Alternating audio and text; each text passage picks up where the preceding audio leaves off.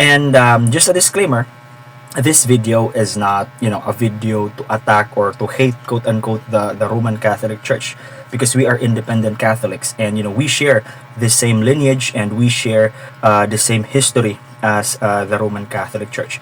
However, gusto ko lang i-correct itong mga misconceptions na ganito, kasi nga it is spreading all throughout social media, at maraming mga tao na nagiging ignorante because of this misinformation. Hello everyone, namaste, and blessings, dear brothers and sisters. This is Bishop Joseph Lagumbay from the Catholic Universalist Church.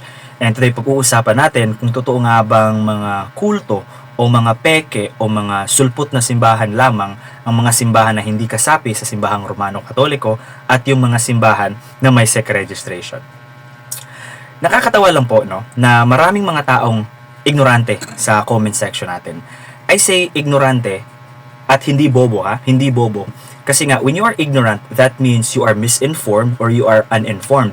However, when you are given the correct information, it will turn into knowledge. No? Your ignorance will turn into knowledge, and later on, it will become wisdom. So, yun lang, nakakatawa lang po kasi ang daming misinformation, no, on social media. Isa rin sa mga basehan kung ito ay nakarehistro sa Security and Exchange Commission or SEC. Bakit? Dahil isa lamang itong patunay na ang sekta na ito ay made in the Philippines. At obligado sila na magparehistro dahil tunay na hindi ito reliyon, bagkos ay isang corporation. Ang tunay na simbahan na tatag ng ating Panginoong Jesucristo ay hindi sakop sa batas na ito. Dahil si Kristo ay hindi nagtatag ng kanyang iglesia sa Pilipinas, ni hindi gumawa ng isang korporasyon. Dear brothers and sisters, importante po ang SEC registration sa mga simbahan, especially dito sa Pilipinas. Kasi nga, yung SEC registration, ito yung dokumento na nagpapatunay na hindi kayo peke. No? So it's just such an irony na sinasabi nila na kapag may SEC registration daw ipeke, mali po yun. No? That's a very wrong understanding. Kasi kailangan ng SEC registration ng sa ganon, first, kilala tayo ng bansa natin. No? Kilala tayo ng Pilipinas na, hey, this church exists. Okay? And pangalawa, ito most common misconception kapag may SEC registration daw, para lang daw yun sa business. Well, actually that's wrong, no? That's a fallacy, no? And ito nga yung sinasabi ko na maraming ignorante kasi maraming mga tao na hindi pa ever na nakapag-file ng SEC registration, hindi pa siguro sila nakapag-file para sa kanilang korporasyon o para sa kanilang grupo or whatnot. Kasi yung SEC registration hindi lang po siya para sa business, it's for organizations, at merong specific option doon na doon ka magpa-file for non-stock, non-profit, religious organization. So, yung SEC registration po, hindi lang siya pang business, no? It's a document kung saan magiging legal entity yung organization ninyo. For example, for a church, no? Once you file a SEC registration, magkakaroon siya ng tinatawag natin na juridical personality. At ano itong juridical personality? Ibig sabihin, magkakaroon ng sariling identity yung church. At pwedeng ipangalan sa simbahan yung mga properties na i-donate, no? Papunta sa simbahan. So, hindi siya ipapangalan sa pangalan ng bishop or sa pangalan ng pare o sa pangalan ng pastor, kundi sa pangalan mismo ng simbahan. Kaya safe na safe po, no? It builds trust and confidence sa mga tao, at it also builds trust and confidence sa mga supporters ng simbahan, kasi nga, may SEC registration, they are a legal entity. Hindi ito para bang milking cow ng pastor o ng pare, kasi nga may SEC registration, ibig sabihin this is composed of many people. Kasi di ba, if you have a SEC registration, magiging isang corporation kayo, tapos maraming mga tao na pipirma kung ano man yung mga transaction na gagawin ninyo. So safe na safe po yung properties, mga donations na simbahan. So yun. So eto nakakalungkot naman na sinasabi ng mga kapatid natin, no, na mga Romano na sila doon tunay na simbahan kasi nga hindi na nila kailangan ng SEC registration. Kasi nga, di ba, state religion ang simbahang Romano Katoliko dito sa Pilipinas. Well, dear brothers and sisters, totoo naman po yun, no, na hindi nila kailangan ng SEC registration kasi nga, they've been here since, 16th century. But, paano nga ba na-spread ang paniniwalang Kristyanismo dito sa Pilipinas? Was it through love and compassion? Or was it through war and bloodshed? Diba?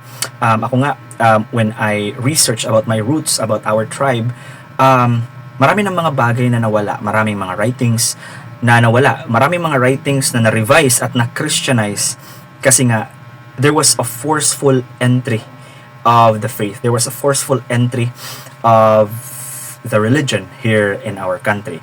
And that's the reason why heavily ingrained ang Kristyanismo sa Pilipinas, especially ang simbahang Romano Katoliko. Now, that was a thing in the past, so, it's not good naman to blame our modern priests and bishops and, the church in general. No, that was a thing in the past. Kaya sinasabi ko lang na yun yung nangyari, kaya hindi na nila kailangan ng SEC registration.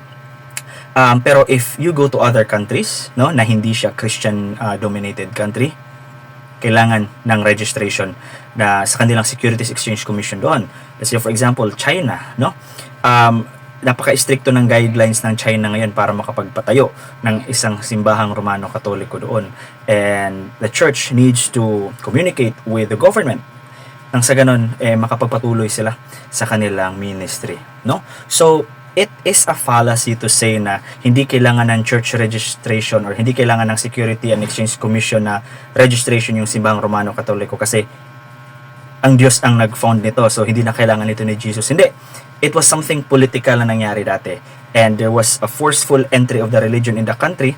Kaya nga, hindi na kailangan ng SEC registration. Diba? Kasi eto na, naging state religion na. There's a mandate from Spain during that time na magiging, Catholicism yung religion natin dito sa Pilipinas. So, yun lang.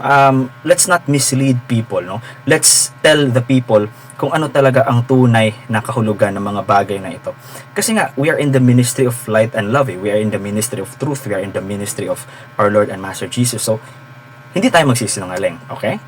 Not founded by Christ. Alam naman natin na iisang iglesia lamang ang itinatag ng ating Panginoong Jesucristo. Ayon po sa sinabi ng ating Panginoong Jesucristo, "And I tell you that you are Peter, and on this rock I will build my church, and the gates of Hades will not overcome it." Dear brothers and sisters, ang simbahang Romano Katoliko, sinasabi nila na they are the one and only true church, no? Na itinatag daw ni Kristo. Kasi nga sabi ni Jesus, di ba, na he will build daw his church, and Peter will be like the rock, no? Peter will be in charge of that church that he will be building.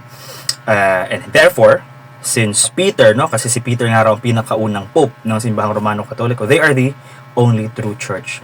Now, this statement is quite problematic.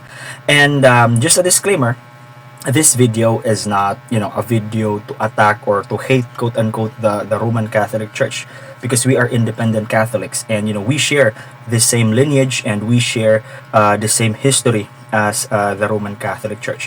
However, gusto ko lang i-correct itong mga misconceptions na ganito, kasi nga it is spreading all throughout social media at maraming mga tao na nagiging ignorante because of this misinformation.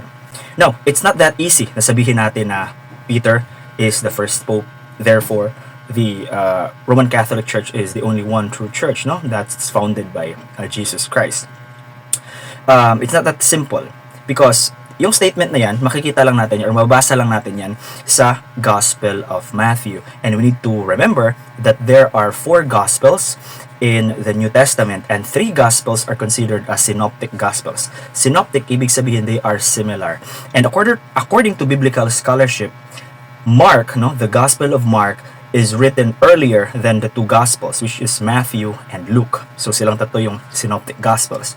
Now, since the Gospel of Mark is earlier, most likely what's written in there is most authentic, and it is more closer to the words or to the experiences that was written by the original apostles. Now, sa Gospel of Mark, wala ang statement na yon na sinabi ni Jesus na, "Peter, you will be the rock of my church." Parang ganun, wala yon, no? Nasa Gospel of Matthew lang siya. Wala siya sa Gospel of Mark, wala siya sa Gospel of Luke. However, few sentences after that statement, Jesus told Peter that, "Get behind me, Satan." Because you are focusing on mundane things. Parang ganun yung sinabi ni Jesus, no? So, it is hard to tell if, Jesus was being serious when he mentioned that statement on Matthew, or if it was really a historical statement, no? Or was it just added later on by scribes, by people who wants to assert the quote-unquote leadership of Peter, no? So these are some of the things that, needs to be scrutinized, no, and studied in biblical scholarship. However, we cannot deny, no, that Peter is one of the 12 disciples or the 12 apostles of Jesus. Kung sasabihin ng simbahang Romano na sila lamang ang totoong simbahan dahil si Peter ang kauna-unahang pope, how about the other 11 disciples, no, na nagkaroon din ng kanilang mission areas, di ba? Nagkaroon din sila ng kanilang sariling mga journey at nagtatag din sila ng kanilang sariling mga simbahan, no? So we cannot discredit those. At eto pa, there's a very interesting statement in the Gospel of Thomas. Now, the Gospel of Thomas is not a canonical gospel. However, the words that are written there is in fact written even before the three synoptic gospels. So the Gospel of Thomas was written way earlier than the three synoptic gospels. And there's a very interesting statement there in Logion 12. The disciples were asking Jesus, so after everything happens, after he gets crucified or after he ascends to heaven, sino ba daw ang magiging susunod na leader ng kanilang samahan? Hindi sinabi ni Jesus na si Peter, but he said, you go to James, no? James the Just, or James the brother of our Lord, the brother of Jesus. So you see, asserting the leadership of Peter to be the only, let's say, legit church, kasi nga si Peter yung leader, that's totally not the case, no? Kung talagang pag-aaralan talaga natin ang Bible, no? Kung talagang pag-aaralan talaga natin kung ano yung mga nangyari nung unang panahon based on scriptural evidence. But yun nga, hindi nga natin pwedeng i-deny na Peter is part of the 12 disciples. Kaya kung may authority si Peter, may authority din po yung ibang mga disciples or ibang mga apostles. Alright? So hindi natin pwedeng sabihin na si Peter lang. What we can safely assume is that Jesus did not start the Catholic Church, because Jesus did not start a church, no? Most likely, ang ginawa ni Jesus is that Jesus founded a movement, at ito yung tinatawag natin na Christianity, and Catholicism emerged from that movement following the tradition of Peter. Kasi nga merong ibang mga disciples doon sa iba't ibang lugar na nag-start din ng kanilang sarili-sarili mga church, tulad ng dun sa India, Thomasite Christians. At marami pang iba, no? Marami pang ibang mga disciples na nag-start din ng kanilang sariling mga ministry sa iba't ibang panig ng mundo.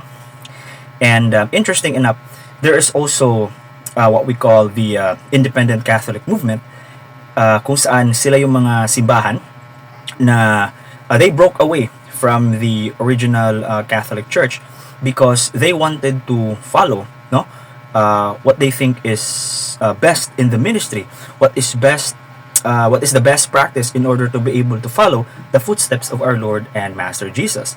Now, we cannot also deny the fact that they are Christians because they have what we call this apostolic succession or apostolic lineage. Ibig sabihin, the apostles, they have passed their authority to their disciples that later on became bishops, and then these bishops passed on their authority to the next bishops and so on, hanggang sa nakarating ito sa Catholic Church. And then the Catholic Church, there were schisms that happened. There were times wherein may mga hindi pagkakaunawaan sa doktrina, may mga hindi pagkakaunawaan sa mga bagay-bagay. Kaya nagkaroon ng tinatawag natin na schism. But these schematic churches share the same apostolic tradition. So, eto, nag-exist ang mga simbahan kagaya ng Catholic Universalist Church at kagaya ng ibang mga simbahan, ibang independent Catholic churches. We cannot say that these churches are not legit because we share the same values as the one that was taught to us by our Lord and Master Jesus. Alam nyo kasi, Jesus did not put emphasis on lineages, no? But what Jesus emphasized in his teaching is about the teachings of love and compassion, the teachings of understanding, the teachings of sacrificing your own well-being for the welfare of others. Yun yung pinaka-mark ng totoong simbahan. Yun yung nasa Bible. Yun yung mga salita na iniwan sa atin ni Jesus, no? He even left us the Holy Spirit, the Ruach HaKodesh, nang sa ganun, mag-guide tayong lahat sa mga buhay natin. At hindi naman niya sinabi na, kapag hindi ka kasali ni Bishop pag hindi kayo kasali hindi kayo tunay na simbahan. Hindi eh. Kasi di ba, the apostles were asking Jesus, my Lord or Master, there's this other guy who casts out demons in your name, pero hindi natin siya kasama. So should we rebuke him? Sabi ni Jesus, don't rebuke him, because if they are not against us, they are with us. Okay? They are for us. Kasama natin yan. And now, eto lang, nakakatawa lang kasi ngayon, these other people are attacking us, attacking me, attacking churches like ours, the independent Catholic churches, at sinasabihan kaming mga kulto just because hindi kami bahagi ng kanilang simbahan. Well, dear brothers and sisters, we are not here to prove that we are better than you, and we are also not trying to disguise or to pose as you, but rather we are here because we are a different expression of the same faith. Our mission, our church exists as a manifestation of the diversity of our Lord and Master Jesus, and we are here to serve people just like what you guys are doing, and we're not here to demonize you or whatnot. Again and again, our existence here is to serve others and not to prove that we are better than you guys. We should all work together in order for us to really spread the gospel and spread the message of love and compassion and understanding as taught to us by our Lord and Master Jesus. And it's not just exclusive with the Catholic churches, the independent Catholic churches, the Orthodox churches, but also the other Protestant churches. Lahat ng mga churches na nag-follow sa teachings ng ating Panginoong Hesukristo, all these churches share the same bond. We are all bonded in the light and the love of the Holy Spirit, because I believe that if a church, regardless if there's an apostolic lineage or not, as long as the church faithfully embodies the teachings of our Lord and Master Jesus, the teachings of love and compassion, then Christ is present there, di ba? Kung may 2 o 3 tao na nagkatipon sa pangalan ni Kristo, then Christ or God is within them. So I hope that makes sense, guys. And God bless everyone. This has been your Bishop Joseph Lagumbay saying Namaste.